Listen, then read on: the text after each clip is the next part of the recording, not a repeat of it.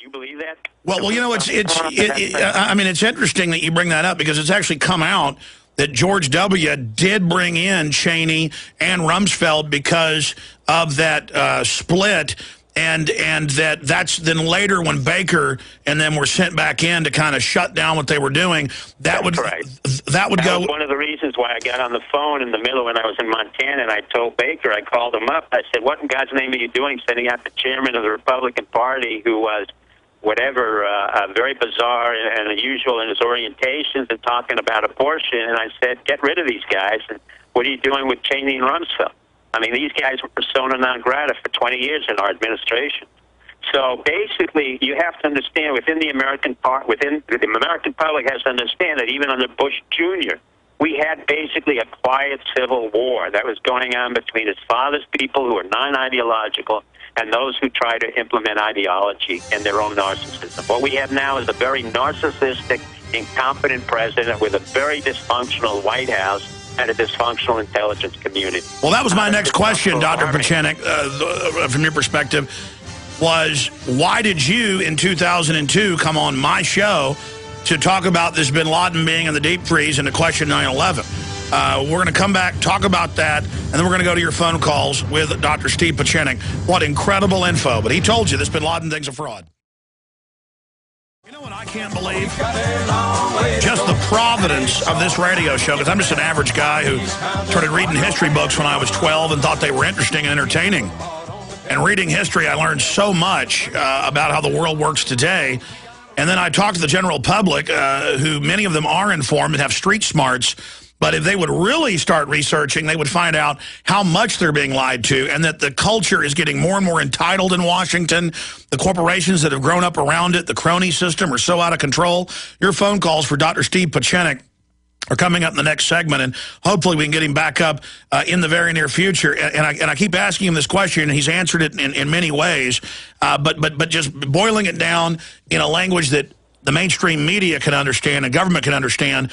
Why would they do something that is so cartoonishly satirical where, and I'm not just saying this to make it come true because I was pretty depressed yesterday, but now the tables are turning. It is exploding in their face. I mean, it's almost more scary, Doctor, that you're probably right, that they have the power, they have the control, so they're able to do what they want. They think they're smart, but at the end of the day, they're making a lot of things that look like big mistakes as the Republic slides towards collapse. So why? During the break, I said, so you're saying they just did this to make Obama look good? And you said, no, to make him survive. It's about the word that you want to use right now, the key word that it did all of this psyops resurrection of Osama bin Laden, which is a joke and a sick joke and a cynical joke on the American public, treating them as if we were stupid, is desperation. They are so desperate to make Obama viable, to negate the fact that he may not have been born here, any questions about his backgrounds, any irregularities about his backgrounds, to make him look assertive, to make sure that Gates goes out in a clean sweep and that he's done what he's done. This is a good man, Gates, and bringing in a man who is questionably qualified to be Secretary of Defense, who is questionably qualified to be CIA Director, Panetta, to bring in a whole other staff that really has not been very effective, and to reelect this president again so the American public can be duped once again after we've been duped by Bush Jr. and Clinton. The point is they've underestimated the American public. Again, you can thank David Axelrod of the White House, this very self-aggrandizing, very pretentious man who thinks he understands the American public as he polls them every minute.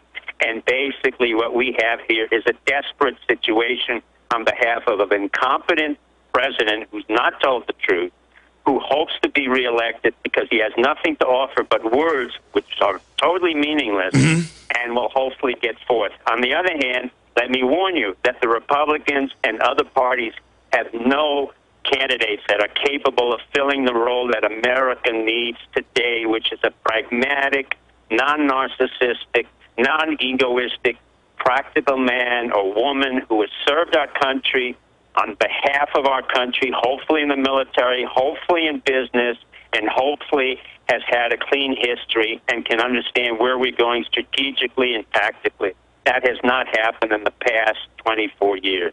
That's basically where we are today, in desperation with capital cronyism, corruption, and non-transparency. What we need now is Tahrir Square in Washington, D.C., and all over the country, where people will go... We're going to talk about that when we come back and then take calls, but in the minute or two we have left in this short segment, why did you go public in 2002 with something at the time, you know, that sounded a little bit wild to some people, but I knew it had a historical basis, and say everybody who has accused me of making wild statements regretted it 10 years later. Aldo Moro did, Pol Pot did, Noriega, all regretted the fact when I said to them, you're leaving and you're not staying, they were gone.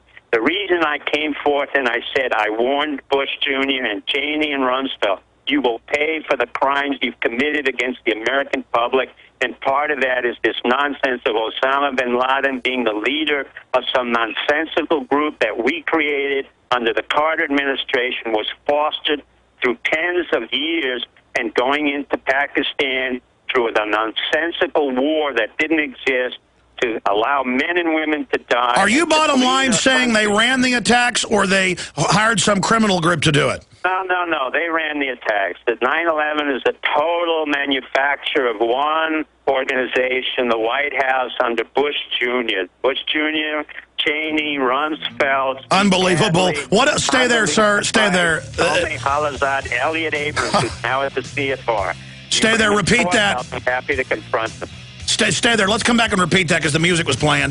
This is absolutely devastating. Dr. Steve Pieczenik's got major credibility, and he is going all the way today, putting it on the table. This is off the charts. We'll be right back. Stay with us. Well, the email, the tweets, the phone calls are pouring in. Listeners are just completely amazed by the interview. I really appreciate Dr. Steve Pieczenik spending so much time with us. I'll obviously have to get him back in the near future. And I want to go to some of your phone calls, but I was going back to 2002 when he went public. Then he was saying, I have questions about 9/11. You know, there are issues with this. We created these groups. Now, as we went to break, he was laying it all out and naming names.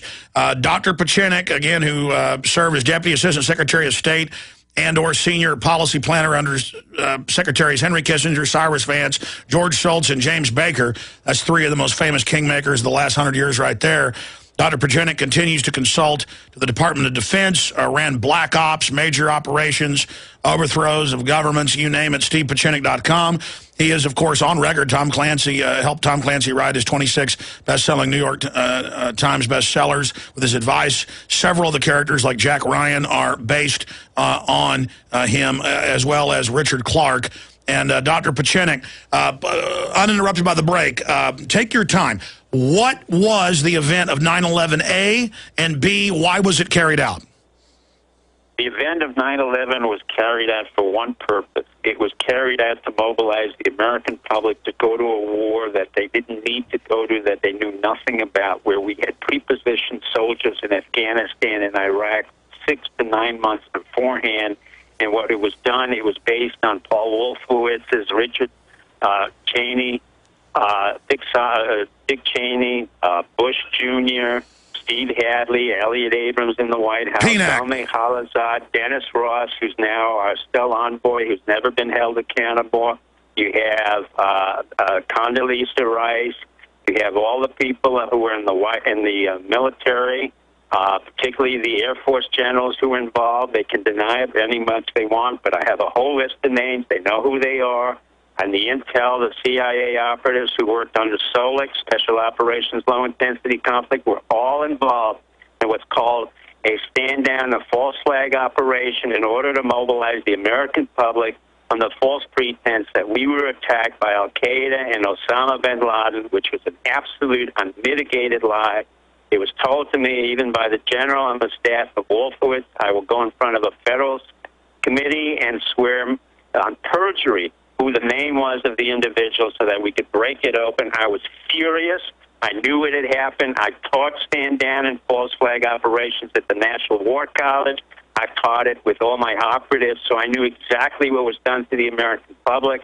Believe it or not, I had worked on George Bush Jr.'s campaign with Bob Zellick, not with the Vulcans, but with Bob Zellick in order to work against Gore, which I regret today because I had been loyal to his father.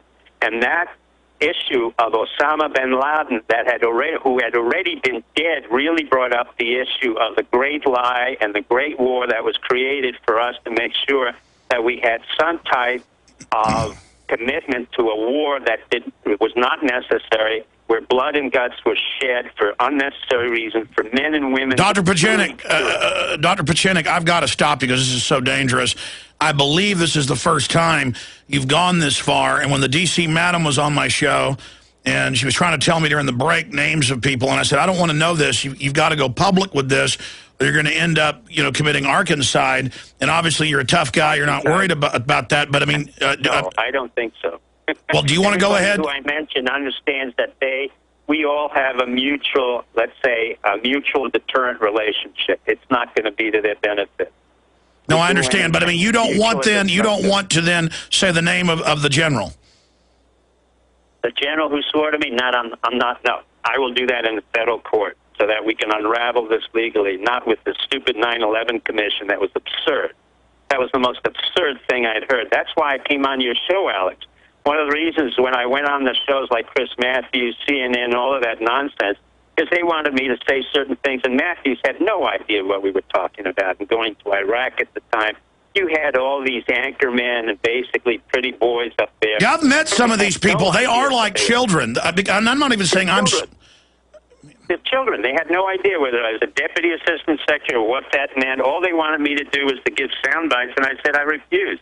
Then they asked, basically. So I found you by chance, and I said, you know what? I heard your show. I thought you were extremely bright. This is not flattery, as we talked about. And I was more than grateful to be on your show. When I went on your show and I told you Osama bin Laden was dead in 2002, I wasn't hypothesizing. I knew it because he had Marfan syndrome. I knew the CIA had investigated, had treated him in a Dubai hospital, an American hospital. They can deny anything they want. That's all they do. They run around creating problems. By the way, after you said that, Dan Rather did a report on it and interviewed the people at the hospital who saw it. Oh, they did. I didn't even see that with Dan Rather. But my point is, you still maintained your credibility, and because 10 years later, 9 years later, you mentioned my name, I was stunned. I had no idea because I was working on another company. I'm basically an entrepreneur who volunteers my time for the military to help them out. And basically, as an American, I said, I'm sick of this. And I went back on your show to say, this is disgusting. This Osama bin Laden issue, again, keystones the issue about an incompetent, dysfunctional administration that is lying once again to the American public. We can't continue this. This is why I went on your show. I don't care whether Obama's desperate or he's incompetent or he's narcissistic. I care that he does not get reelected. I care that the Republicans don't get reelected. I care that the American people stand up once again and say, we've had enough of this bullshit with all these politicians on the Republican and Democratic side, the capital cronyism, the entire incompetency, the transnational corporations. And believe me, I don't come from the left or the right. You don't serve Nixon, Reagan, and Bush and come out with these comments. I'm not losing friends, and I'm not making friends. I don't really care about those things. I do care that as an American, don't mess with me. You can imagine the real word I wanted to use. No, I understand. Did you hear my story about... Or don't mess with any of my people in America. That's it. And the politicians think they can mess with You're not their slave, and you hate seeing America being gutted by crony capitalists. You got it. Not only crony capitalists, but despicable lies and manipulation. Did you hear my story about Lionel Chetwin, the White House media head for propaganda? Oh, it's absurd. I mean, it's absurd. You need a White House. Think about it for a moment, Alex Stewart. You need somebody to come out and talk, to say, to interpret to a bunch of what? Sycophants and reporters in the day of the Internet? What do you have reporters there for? To translate on a piece of paper what you were taking? I mean, think of the notion of the newspaper now. It makes no sense, Alex. Well, it's an arcane concept. my point is they all think they're a bunch of gangsters because there I am about to go on a TV show. I'm in the bathroom. Here comes Lionel Chetwin, who made the made-for-TV movie about Bush being a hero on 9/11, and he came over like a gangster and started getting in my face going, we're going to effing get you. And as soon as I bowed up to him, he almost urinated on himself and ran out of the room. I'm saying these are the type of people. I mean, if you're going to threaten somebody in a bathroom, you better be ready. I mean, do you see what I'm saying?